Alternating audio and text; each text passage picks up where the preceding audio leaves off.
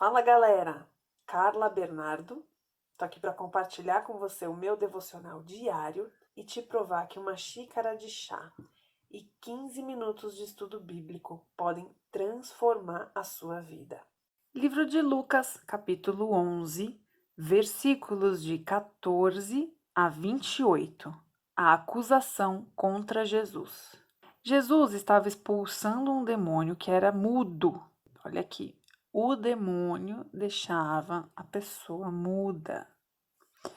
Quando o demônio saiu, o mudo falou e a multidão ficou admirada.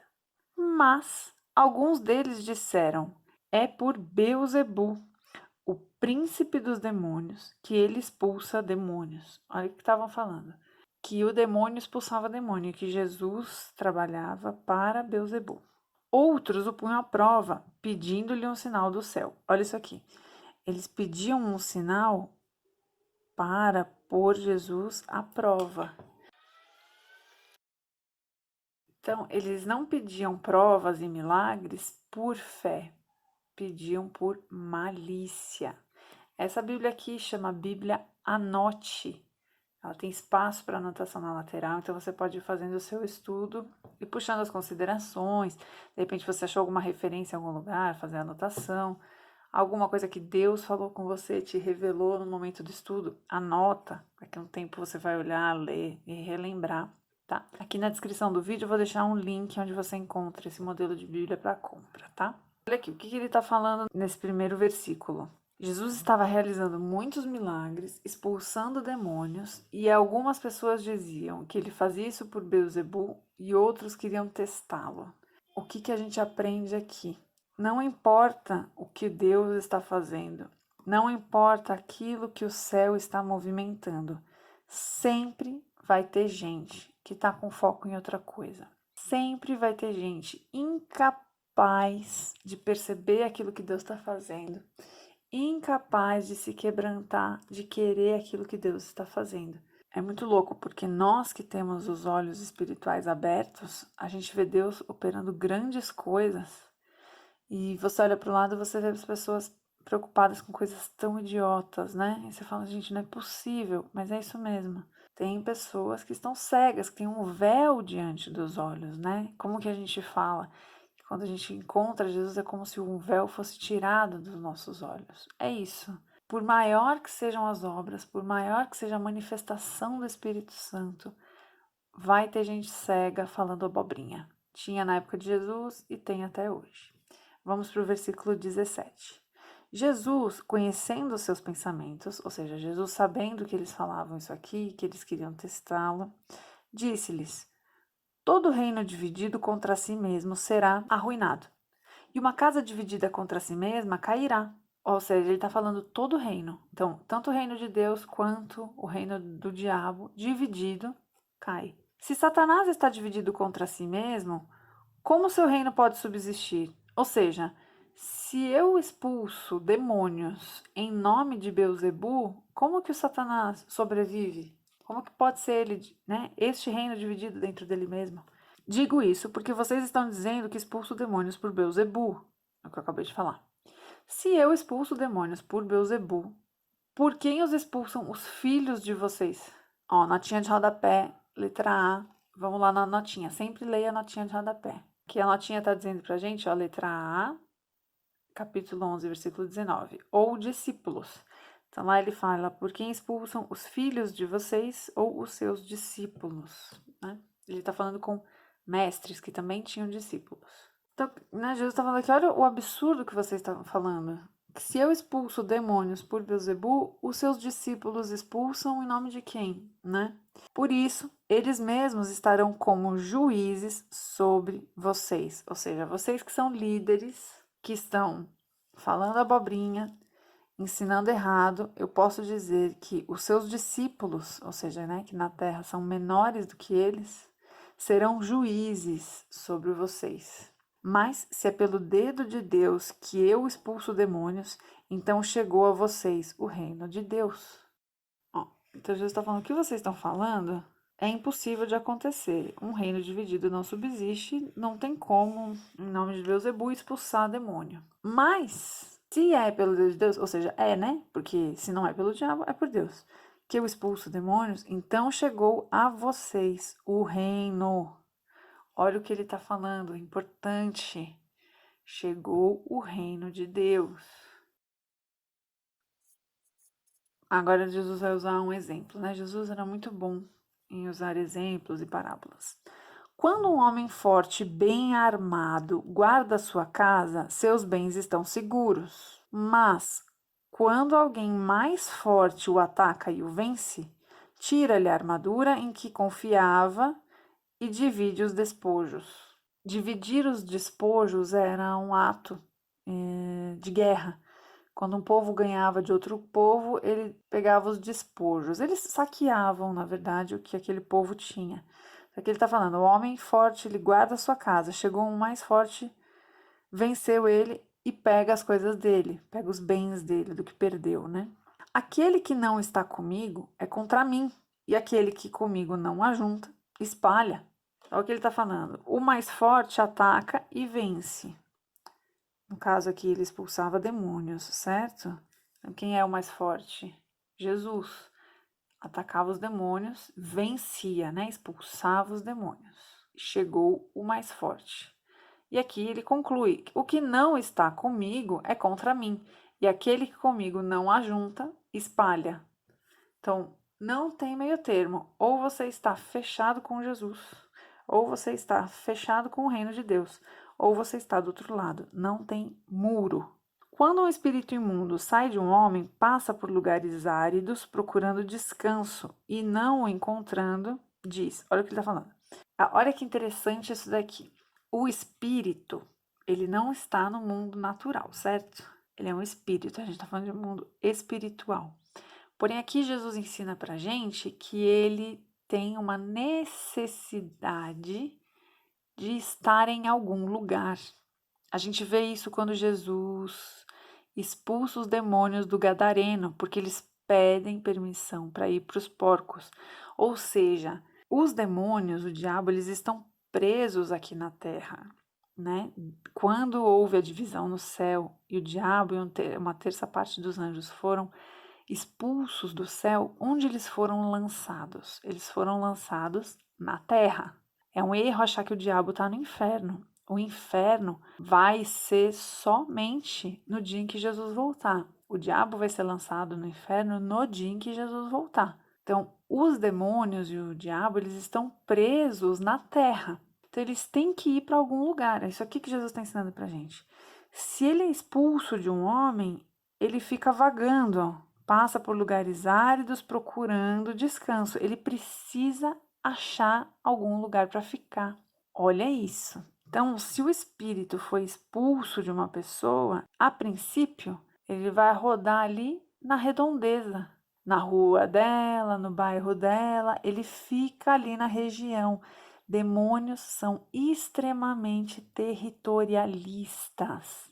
A gente vê isso na Bíblia que Jesus está nos explicando. Eles gostam de ficar ali na mesma região. Tanto que você pode perceber que existem bairros, ruas, cidades, regiões conhecidas pelo seu pecado. Então, aqui esse bairro é de prostituição.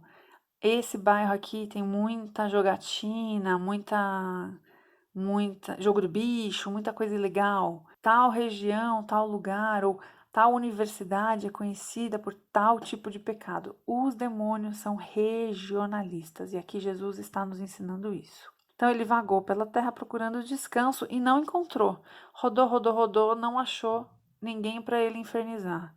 O que ele faz? Ele diz: voltarei para a casa de onde saí. Para onde? Para a pessoa que foi liberta. Olha o que Jesus está nos ensinando. Quando nós somos libertos de algum tipo de opressão ou de possessão, fatalmente, passado um tempo, o demônio vai tentar voltar. É por isso que a Bíblia diz que aquele que julga estar de pé, vigie para que não caia.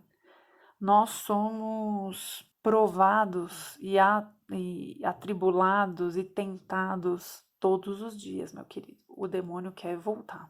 Aqui então o demônio diz: voltarei para casa de onde saí. Quando chega, olha isso aqui.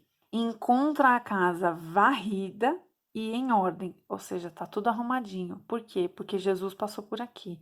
Jesus botou ele para correr e quando Deus entra, a ordem entra. Tá tudo arrumadinho. Porém, olha o que o texto nos diz, né? O que o texto deixa implícito. Não tem ninguém na casa. Ela tá arrumadinha, mas ela está vazia. Quando Deus entra na sua vida, tira toda a podridão. Se você não se enche do Espírito, se você não busca a comunhão, se Deus não está preenchendo esse lugar arrumadinho, bonitinho, o demônio vem, acha vazio e olha o que ele faz. Então vai e traz outros 7 espíritos piores do que ele. Ele traz a gangue. Gente, isso aqui é muito profundo. Olha o que Jesus está nos ensinando sobre o mundo espiritual. Se você é liberto, fica com a vida em ordem, mas não se enche do Senhor, quando o diabo voltar para te atormentar, ele traz 7 demônios piores do que ele. E entrando, passam a viver ali. Opa, chegou, não tinha ninguém, tudo arrumadinho. Armaram barraca, fizeram morada. E o estado final daquele homem torna-se pior do que o primeiro. Olha, eu tenho muito temor para dizer o que eu vou falar agora, tá? Mas é o seguinte: se você tá com a vida bagunçada e pediu para que Jesus entrasse e arrumasse tudo na emoção, se você não vai ficar firme no Senhor, se você não tem essa intenção, é muito pior para você, porque a hora que o capeta voltar para sua vida, ele vem acompanhado de mais 7. Agora vamos pensar o seguinte: ele veio, trouxe mais 7, beleza? Então você agora, de um demônio, a pessoa passa a ter 8. Aí ficou atormentado, ficou ruim, dananã, foi pra igreja, enfim. Aconteceu alguma coisa, esses demônios foram expulsos. De novo, Jesus expulsa, a pessoa é liberta, a casa é arrumada. Os 8 vão voltar. Encontraram a casa arrumada e vazia, cada 8 vai trazer mais 7. Ou seja, cada vez que você entra nesse ciclo, cai, levanta, as suas recaídas sempre serão piores, porque cada vez que você cai, você multiplica por 7 o número de demônios. Olha que matemática do inferno. Fala-se na verdade. Por isso, gente, vida com Deus não é brincadeira. Não dá pra você ficar indo e vindo.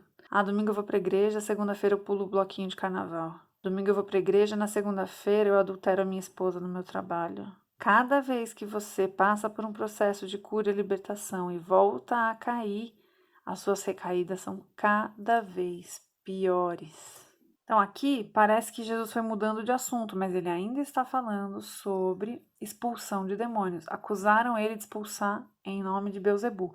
Então ele está explicando aqui, ele está dando uma aula profunda de mundo espiritual.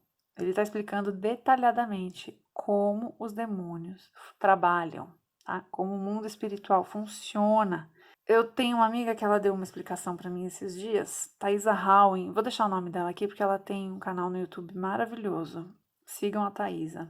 E esses dias a gente estava conversando e ela estava falando, né, que quando Deus criou o mundo, ele criou com várias engrenagens. E isso funciona, entre aspas, de maneira automática. A engrenagem está lá funcionando. Por isso que o mundo espiritual é tão legal, no sentido de lei.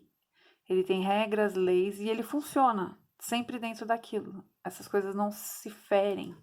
Então, o que Jesus está explicando para a gente aqui é uma chave poderosa para a gente entender como funciona o mundo espiritual e cura e libertação. Trabalhar com cura e libertação não é brincadeira. Não é brincadeira. Não brinque de ser crente, de ficar com um pé na cristandade e um pé na lama. Você vai se ferrar cada vez mais. Torna-se pior. O estado final torna-se pior. Cada vez que você tira o pé da igreja, vai para o mundo, seu estado piora 7 vezes. Enquanto Jesus dizia essas coisas, uma mulher da multidão exclamou: Feliz é a mulher que te deu à luz e te amamentou. Né? Nossa, que bom que é ser sua mãe, que alegria, imagina que orgulho. Não tem gente que a gente vê e pensa isso? Às vezes você vê alguém pregando ou alguém novinho, você fala, nossa, imagina o orgulho que a mãe sente desse menino, dessa menina, olha que pessoa especial. É isso aqui que essa mulher falou. E aí olha o que Jesus responde. Antes, felizes são aqueles que ouvem a palavra de Deus e lhe obedecem. Mais feliz do que quem me deu a luz é quem ouve o que eu estou ensinando e obedece. Queridos, existem duas coisas que agradam profundamente o Senhor: obediência e fidelidade. Então, aqui, ó, o 28, né? 11 e 28. As duas coisas que mais agradam a Deus, obediência e fidelidade. O que a Bíblia nos diz? Aquele que tem os meus mandamentos e os guarda, ou seja, aquele que conhece os meus mandamentos e os segue, os obedece, este é o que me ama. O que faz Deus se sentir amado? Obediência. O que Jesus está dizendo aqui? Mais feliz do que dar a luz a Jesus são os que ouvem o que ele está ensinando e obedecem. É possível amar a Deus, dizer que ama a Deus, ser plenamente feliz em Deus, sem obedecer, com um pé lá, outro cá, passeando pela igreja, deixando o demônio ir e voltar 7 vezes mais? Não. A fórmula da plenitude no Espírito Santo é obediência e fidelidade. E Jesus deu essa receita aqui pra gente. Tem uns coaches aí muito ruins hoje em dia, mas que eles estão com mania de falar de chave, né? Vou te dar o código, vou te dar a chave. Então, usando esse termo bem ruim, pega essa chave aqui, ó. Se você quer uma chave, não gasta dinheiro com curso de coach de Instagram, não. Tá aqui, ó, de graça a informação para você. Pega esse código. Obedeça a Deus e seja feliz. Que Deus te abençoe.